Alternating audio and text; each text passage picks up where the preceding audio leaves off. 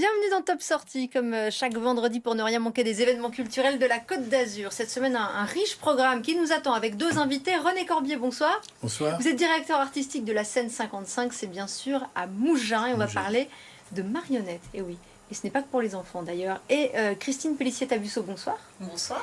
Vous êtes quant à vous adjointe à l'événementiel à Biot. Vous allez nous parler de ce grand événement qui revient chez vous. C'est cette fête des Templiers, 9 ans qu'elle n'a pas eu lieu. Et pour nous accompagner, comme toujours, Morgane Lasdy-Pesson du magazine Le Mensuel. Bonsoir Morgane. Bonsoir Céline, bonsoir à tous et bonsoir Christine et René. Bonsoir. Allez, on va d'abord aller sur la scène 55 à Mougins avec ce printemps de la marionnette et des formes animées, si on veut être tout à fait complet. Ah oui. Alors, qu'est-ce que c'est que cet événement qui, nous dites-vous, n'est pas spécialement adressé aux enfants? Oui. La marionnette, déjà, c'est un art très ancien et qu'on retrouve à travers le monde partout, pratiquement partout, avec des techniques très différentes. Et il y a eu beaucoup de techniques différentes. Il y a de la gaine, c'est-à-dire le guignol. Vous avez des marionnettes à fil qu'on connaît aussi bien, des marionnettes à tige. On manipule par exemple en Sicile et à Naples, il y a ce qu'on appelle des poupis, qui sont des marionnettes grandeur nature, avec des personnages de combat, avec des casques, des armures, et qui racontent l'histoire de la chevalerie de Charlemagne, etc. C'est très étonnant. Voilà. Et là, on retrouve un peu toute cette palette, toute cette diversité. Non, là, évidemment, moi, j'évoque des différents types de marionnettes, mais là, pendant le biennale, le festival, on peut pas... il y a tellement de types de marionnettes, on peut pas. Là, on a 6 soirées, 6 spectacles différents. Ce qui est déjà pas mal. Ce qui est déjà pas mal. Et puis, il y en a pour les enfants, il y en a pour les adultes, il y en a pour les petits, les tout petits, la même spectacle pour 1 an, et puis des spectacles pour 3 ans, 6 ans. On essaye de présenter, de répondre, en fait, à des attentes potentielles des familles. Notre objectif aussi, c'est que les familles aillent voir ensemble, les parents avec les enfants. Et si vous regardez bien, il y a relativement peu d'occasions dans la vie sociale où les enfants et les parents vont ensemble faire quelque chose dans le domaine de l'art, quoi. Donc ça nous tient à cœur et on fait un programme qui va dans ce sens-là. C'est vous qui avez eu cette idée de créer ce festival, pour le coup très original, parce que c'est assez osé quand même de proposer la marionnette. C'est pas ce qu'on trouve spécialement, par exemple, dans les médias, à la télé. Oui, enfin, pas vraiment. Ce printemps de la marionnette, c'est pas moi qui en ai eu l'idée. En fait, quand je suis arrivé à Mougins, l'idée était déjà dans l'air à la municipalité. Ils voulaient créer un événement autour du théâtre de marionnettes. Peut-être parce que dans les années 80, j'avais créé un festival de marionnettes qui n'existait plus après, une biennale qui avait duré 3 ou 4 biennales, avec beaucoup d'impact dans le public. Et les élus d'aujourd'hui s'en souvenaient. Et donc, ils ont eu envie de faire ça. Et comme ils savaient que moi, c'est un art que je connais, ils m'ont dit, ça serait bien de faire quelque chose dans cette direction-là. Qui sont les artistes, d'ailleurs, qui se produisent? Vous êtes venu avec un masque assez impressionnant, même un petit peu effrayant. Je ne sais pas si vous pouvez nous le montrer. Oui. En fait, c'est une sorte de casque que les artistes portent. Et c'est dans le spectacle de ce soir, qui est le spectacle de la compagnie. Et demain. Comment? Et demain également. Et demain, vous avez raison. Ce soir et demain à 20h30. Et il reste encore quelques places. C'est le nécessaire déséquilibre des choses. C'est un travail qui, plastiquement, est absolument magnifique. Et on est sur une recherche philosophique du bonheur. Voilà, c'est ça. C'est bon. Ils sont autour de Roland Barthes. Hein, bon. Mais ça, c'est un peu le corps de l'histoire. Mais pour moi, le plus intéressant, c'est la partie plastique. Parce que les décors, les lumières, les marionnettes sont absolument magnifiques. Et on rentre dans ce jeu. C'est un spectacle qui dure à peu près 1h30, je crois, et 1h20, 1h30, et qui n'est pas destiné aux enfants, puisqu'il est destiné à partir de 13 ans. Donc ça demande quand même une certaine maturité. Il y a d'autres spectacles dans la semaine prochaine, par exemple, qui sont prévus pour les enfants plus petits. Les 5 et 6 avril, on a Entremêlés.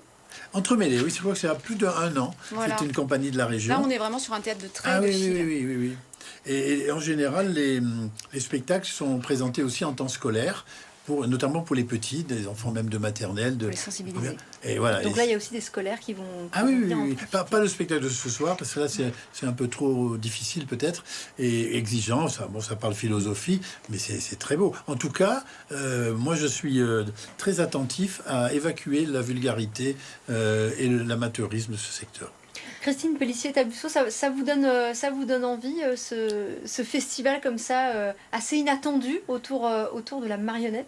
Oui, Oui. J'aime beaucoup tout ce que propose Monsieur Corbier et je le connais depuis Très longtemps. Très très longtemps.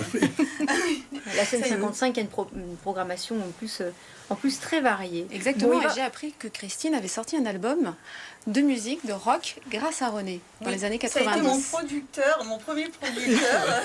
Et ça, tu ne le savais pas. Non, ça, je n'avais pas l'information. Et j'étais très étonnée de le retrouver ici et Voilà. ravie. Oui, oui. J'étais à Cannes à l'époque. BFM, terrain de rencontre. Des Absolument. trajectoires Voilà. qui- Oui. des trajectoires qui se recroisent. Et peut-être vous croiserez-vous si vous allez tous deux ce week-end à la fête des Templiers.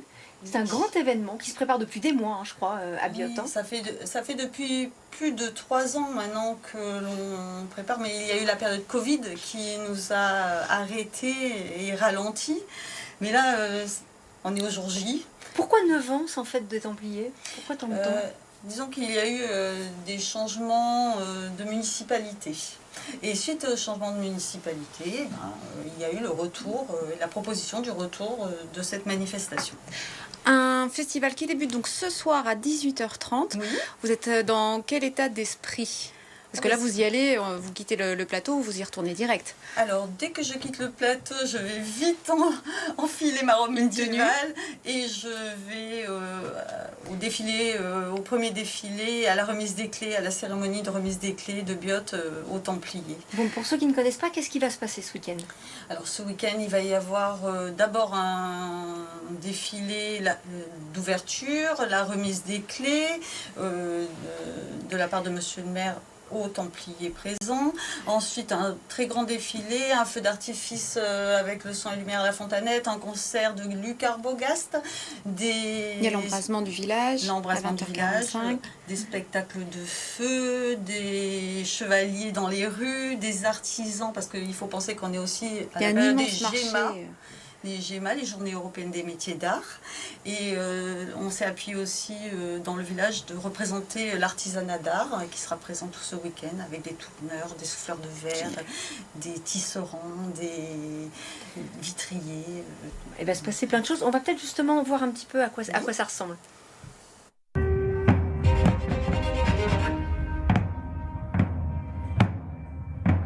Sur ces terres de Biot, jamais vous ne passerez.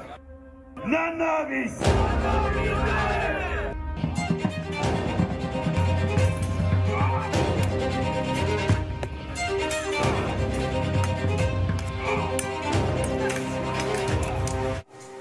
Bon, ça a l'air assez impressionnant. Combien de personnes vous attendez?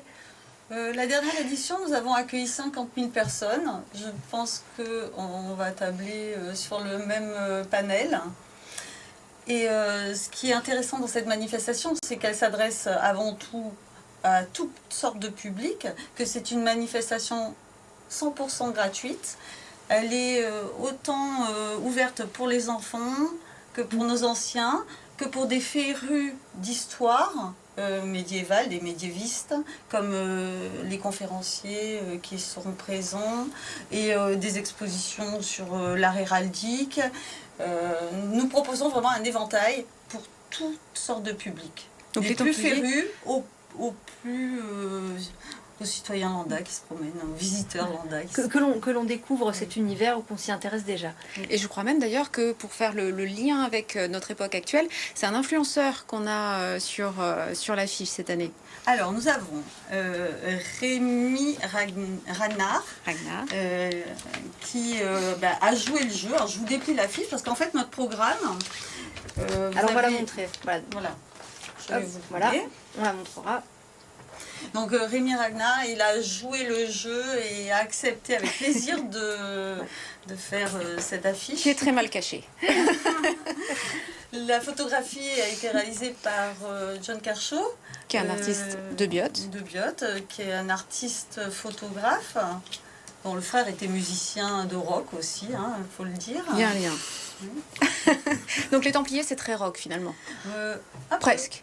Oui, ça se rejoint. On n'est pas obligé de savoir combattre pour non, venir. on peut vous apprendre Hein à combattre. C'est vrai? Oui, oui.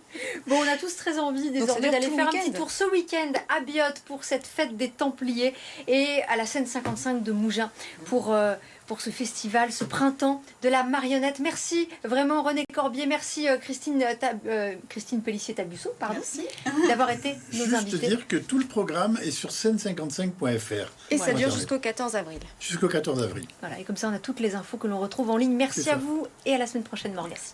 Merci.